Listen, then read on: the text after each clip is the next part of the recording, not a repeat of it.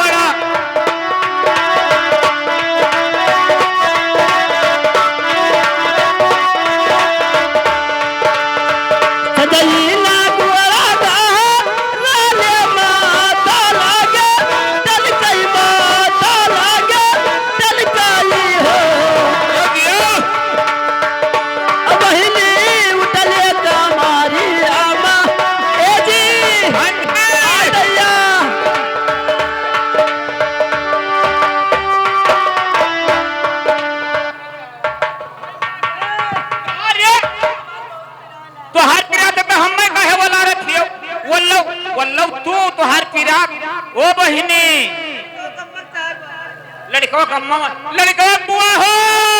दौरी आओ बफईन अरे अब दौरी आओ का बर्दाश्त करो कुछ बर्दाश्त करो ये अंधेरा खवाई हुई मुझे ना देखा काहे आवत ही परेशान ना हो गुहराओ जल्दी आवो हो लड़का के अम्मा और लड़का मौसी आई हो तो दौरी आओ हे रुक जाओ ए जी हम तो कहते गुहराओ जल्दी रुक जाओ गुहराई थे जब ये बताओ पहले रसगुल्ला रहा होरी ए दही जरा काहे सब खाते कि हम तू ही नहीं खाती जैसे अपने बप्पा खेसायु तू तो हुआ से तुहार ननद भौजाई मने अम्मा बप्पा रहा थे सभे कोई रहा था डब्बा मिठाई धई दिया था हाँ धरी तो रहा और मेन मिठाई तोहरे बक्से में रहा वो तो जोनी बड़े चलत है अब तक एक महीने चलत है बतासा वाला बतासा तभी बतासा जान लियो कि आम जनतक लिए होएगा जैसे गांव भैया कोई दुल्हन लेके आवा जी तो प्रसाद सबके घरे बंटाई दी हाँ ओकरे बदिया में का कहते हैं खाजा वहां और मैं तो रसगुल्ला खाई तो पिराई तो है हाय दादा कहां अरे बहिनी उठलई का मारी अम्मा पीरा दादा दादूना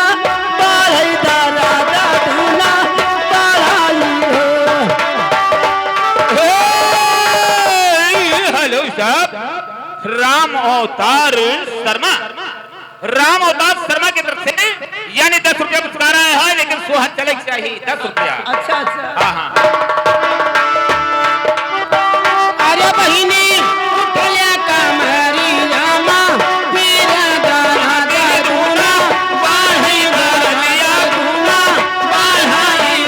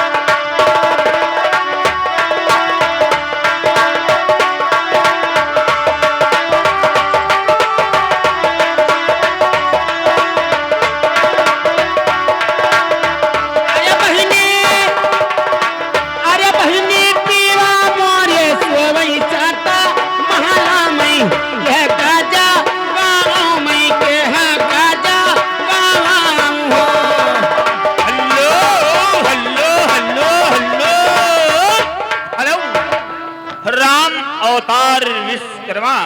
हाँ जी, उनके तरफ से 10 रुपया इस सोहर पर खुश होकर उन्हें दे रहे हैं। भगवान उनको 10 के बजाय 10 देते रहे हैं। सोहर चलाए रहो, इसे चलाए रहो। कैसे? बहिनी सुताई साता महला मई के गाजा गाई मई के गाबा लाई लाई हो रामा पीवा मोरे स्वामी चाता महला गोहराय नाही बोलई जगाय नाही जगाई हो।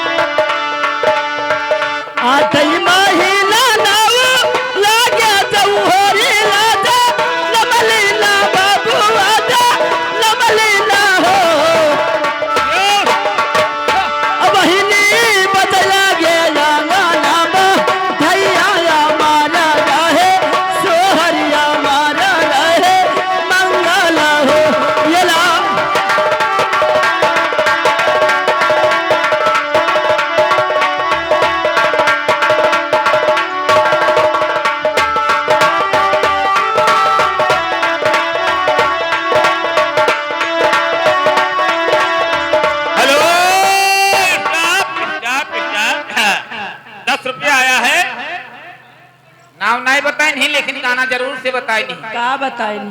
बेदर्दी जगह दैसे चला गया मारो डबल टू मार दिया। ए हेलो, हाँ कैसे?